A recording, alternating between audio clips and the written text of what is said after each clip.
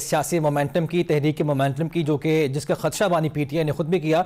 तो अज़हर सिद्दीक साहब, एक तो वजूहात जानना चाह रहा हूँ क्यों मोमेंटम हासिल नहीं कर पा रहे, क्योंकि 5 तारीख तो बड़ी करीब है। और दूसरा, जो इमरान खान साहब के बेटे बड़े मुतहरिक दिखाई दे रहे हैं, अमरीका में मुलाकातें उनकी हो रही हैं, क्या हासिल करना चाहते हैं और क्या पैगाम देना चाहते हैं आप इन मुलाकातों के हवाले से?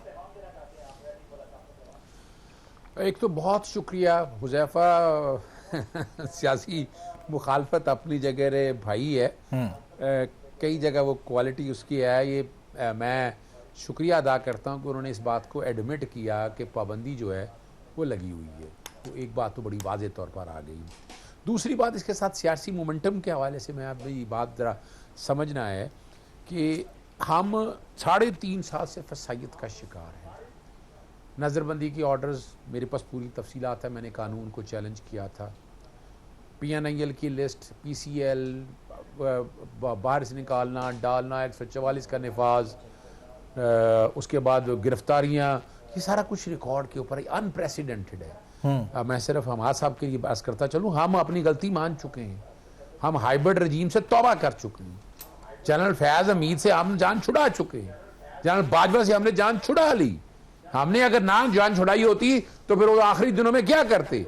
हाँ, और हम बात आज भी बड़ी वाज़ेह करते हैं कि जमहूरी रवायात को बरकरार रखना है, उस तरफ आया जाए, नहीं आना चाहते ना। यानी चले, हमें कहा जाता है कि हमने को बहुत ज़्यादा एस्टेब्लिशमेंट के साथ ताल्लुक रहे। अच्छा चले मान लें अगस्त 2018 में आए ना, अप्रैल 2019 में ख्वाजा आसिफ से रब्ता हो गया। खुद कहते हैं कि जनरल बाजवा से, और वो उसकी बात में सच्चाई इस तरह से है कि जून 2019 में मैं खुद लंदन में था और वहां अपना इसहाकदार बड़ा बांगे दौल कहते थे कि ये सारी बातें हैं, और ये सारी बातें रिकॉर्ड के ऊपर थी। फिर हमने देखा कि नवंबर 2019 में जो लीडर है, जो बड़ी बातें होती थी नवाज शरीफ के बारे में, वो डील करके इस मुल्क से बाहर चले गए। अगर हम एस्टेब्लिशमेंट के चाहते थे, ये सारे में हम समझ चुके थे। अगर ना समझ चुके होते तो यानी मिसाल के तौर उस्मान बुज़दार को कहते रहे हटा दे, लिखा दे, नहीं हटाना। अच्छा, तहरीक पे आ जाए काइंडली, ये बात कहीं और निकल रही है। फिर मैं आ रहा हूं। मैं सिर्फ एक बात बता चलूं, आज भी अब बना लें, कमीशन तय कर लें, उस्मान बुज़दार, नवाज शरीफ, शहबाज शरीफ, मरियम सफदर, इन सबसे बेहतरीन वज़ीर आला था। और वो सिर्फ खटकता इसलिए नहीं था कि यस मैन नहीं था, अब तहरीक की तरफ। एक तो बात है कि इंसानी हकूक, बुनियादी हकूक के तहफ़्फ़ुज़ के लिए सलमान और जो दोनों साहबजादे कासिम हैं वो मिल रहे हैं। वो किसी अमेरिकी हुकूमत से नहीं मिल रहे, वहां के पार्लियामेंटेरियन से मिल रहे हैं, जिन्होंने पहले रेजोल्यूशन पास की थी ताकि बुनियादी हकूक के तहत कोई हमें कोई शौक नहीं है कि हमें अमेरिका बचाने आए ना, हम इंटरेस्टेड है अमेरिका के हवाले से। एक जंग लड़ी है साबित करने के लिए ऑपरेशन रजीम चेंज के हवाले से। और हम अब ग्राउंड पे क्या है, ग्राउंड पे हमारी लोगों से मुलाकातें चल रही हैं, गली मोहल्ले में गुफ्तगू चल रही है, और बहुत जल्दी 5 अगस्त के हवाले से अगर आप कहते हैं कि अमेरिका की हमें जरूरत कोई नहीं है और हमने उनके खिलाफ जंग भी लड़ी है, यकीनी तौर पर आप हकीकी आज़ादी की बात कर रहे हैं और हमने देखा सारा उसका पाकिस्तान गवाह भी है, लेकिन फिर उम्मीदें तो तहरीक इंसाफ के बस थी ना कि जी ट्रंप की पहले फोन आ जाएगा, ये आ जाएगा, और भरपूर कैंपेन भी चलाई गई। फिर हमने ये भी देखा। देखिए उसकी वजह जरा समझिएगा कि हमने बात क्या की थी, बैनुल अक़वामी, हम ये सवाले से नहीं आ रहे हैं।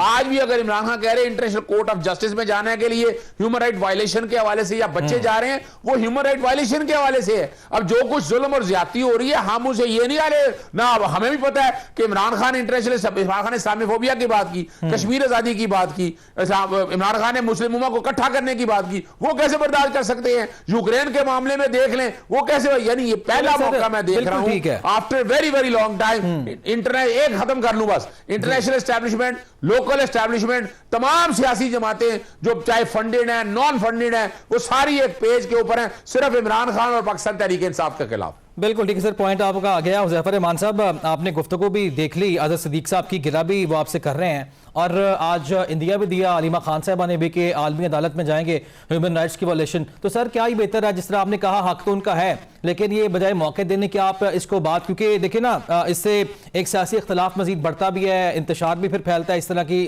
चीज़ों से, तो क्यों नहीं मौका दे दिया जाता कि मुलाकातें करा दी जाए? जी बहुत शुक्रिया। एक्चुअली टाइम थोड़ा सा मेरे ख्याल से डिले आ जाता है 1-2 सेकंड का, तो अगर मैं पहले इस सवाल का जवाब दे दूं, फिर आपका जो दरमियान में आप सवाल जो लेना चाहें तो वो मुझे फिर आप बता देंगे तो मैं उनका जवाब दे दूंगा। जी बहुत शुक्रिया। पहली बात तो ये कि अज़हर सिद्दीक साहब ने फरमाया उस्मान बुज़दार चूंकि मेरे अपने इलाके से हैं on the lighter note, Usman Buzdar खुद भी ये बात मानते हैं कि पंजाब पे इतना बड़ा जुल्म किया था कि मुझे पंजाब का वज़ीर आला लगा दिया था। चलिए सर, ना ये मेरा कोई बात सियासी कहीं तजर्बा और था। निकल जाएगी कि पॉइंट से हम हट जाएंगे। मेरा सवाल बेसिकली ये था।